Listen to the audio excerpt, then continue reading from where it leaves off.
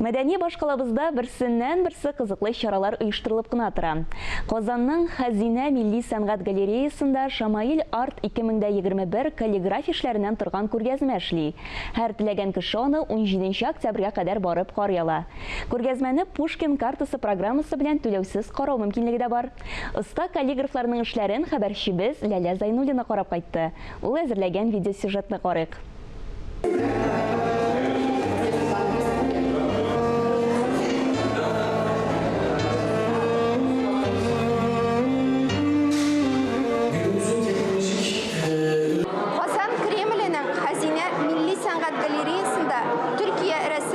Каллиграф Ләвен Карадуман күргәзмәсе ачылды.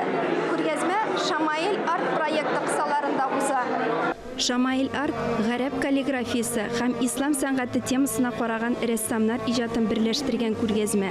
Бу чара гарәп каллиграфиясе һәм ислам сәнгате темасына мөрәҗәгать итүче рәссамнарны берләштерә. Казань является хранителем Казанской школы изобразительного искусства. Күргәзмәдә Татарстан, Башкортстан, Петербург, Мәскәү рәссамнары һәм каллиграфлары катнаша. 2021 елгы фестиваль Татарстан Республикасында игълан ителгән туган телләр һәм халыклар бердәмлеге елы, шулай ук Габдулла Тукайның 135 еллыгы белән бәйле. Быелгы экспозиция төрек остасы Ләвен Карадуманның каллиграфик эшләре белән үзенчәлекле. Ләвен бәй бүгенге көндә Төркия ислам сәнгате өлкәсендә танылган эксперт һәм Төркиядә борынгы кулъязмаларны торгызучыларның берсе. Күргәзмәнең концепциясе 500 сүз, 5 hikayəyə negizlənib quruldu.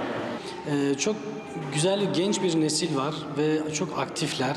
Мен үзем Татарстанны бик ошаттым. Монда яшь актив нәсел яшьләр эшли, иҗат итәләр һәм аларның иҗат итүләрендә бик ошаттым. Менә мин киләчәктә аларның ислам сәнгате юнәлешендә дә тагын да үсеш алып итүләрен теләр идем.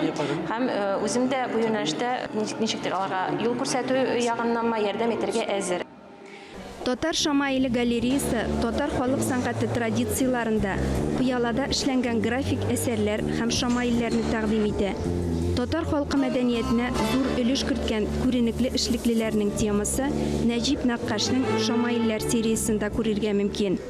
Татарстандагы һәм татарлар яши торган башка шәһәрләрдәге каллиграфларның уртак бер күргәзмәсе. Ул Шамаил Арт туган тел дип атала. Беренче тапкыр шушындай зур итеп оештырылган күргәзмә бу.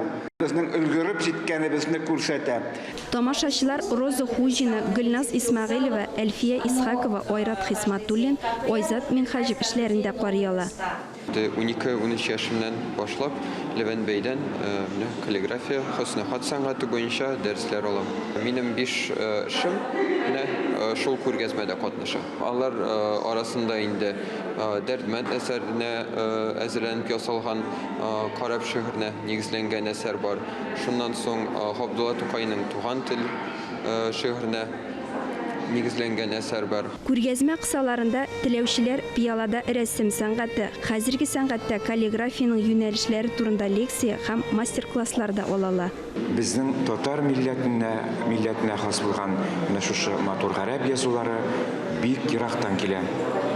Әгәр дә безнең башкалабыз Казанда революция кадәр 14 мәдрәсә булган икән, аларның 1-2 кыз балалар өчен, калганнары ир балалар өчен була бит инде.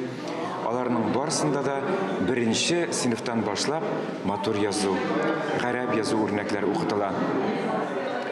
Һәм менә шушыңарга кайтаваз булып, инде бүген яңартылган Бакый абый Урманчы тарафыннан яңартылган хаттат эшләре, менә шушы Шамаил сәнгате әйтергә кирәк, бик зур мәйданга җәелде.